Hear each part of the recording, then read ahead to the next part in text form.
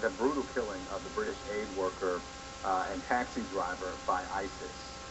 The terror group is now threatening to kill 26-year-old Peter Kosig. He's been held by a hostage by them for a year at this point. Yeah, and ISIS has released a video showing the apparent beheading of the Briton, Alan Henning.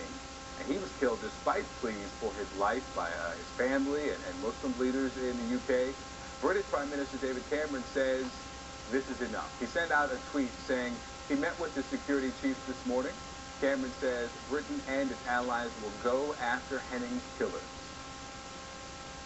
We will use all the assets we have, as we have been up to now, to try and find these hostages, to try and help these hostages, to help their families, and do everything we can to defeat this organisation, which is utterly ruthless, senseless, and barbaric in the way it treats people.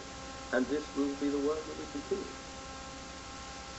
In a statement, President Obama also condemned the killing, saying the U.S., quote, is standing together with a broad coalition of allies and partners and will continue taking decisive action to degrade and ultimately destroy ISIL. Peter Kosig, in 2012, an American aid worker who is now also being threatened. As you can imagine, this is a trying time for his family. CNN's Alexander Fields is in Indianapolis, Kosig's hometown. What struck many of us is how Kosig's family first offered their thoughts to Alan Henning's family. You can imagine what this family is going through. They thought of Henning's family first. And it's difficult, Victor, to even imagine what Peter Kosig's family is going through, but they have truly shown such tremendous grace during a time that is more trying than most of us really care to imagine. I want to share with you a statement that they've put out, and I'll read it to you in its entirety. And here's what Peter Kosig's parents are saying. They say, "The Kosig family extends our concern for the family of Alan Henning. We have read about his work and his generous character with great respect and admiration.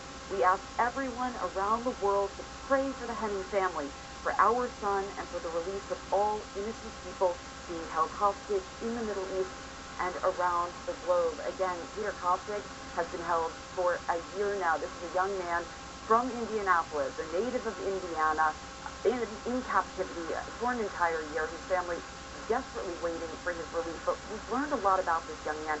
This is someone who has truly been called to service throughout his life.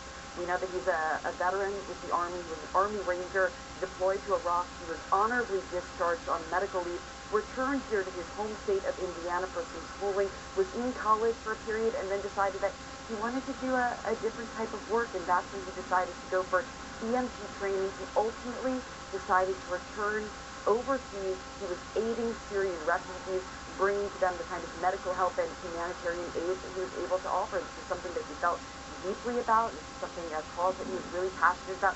He had been to Iraq and really wanted to return overseas to offer help to Christian Victor in any way that he was able to. All right, CNN's Alexander Fields here in Indianapolis.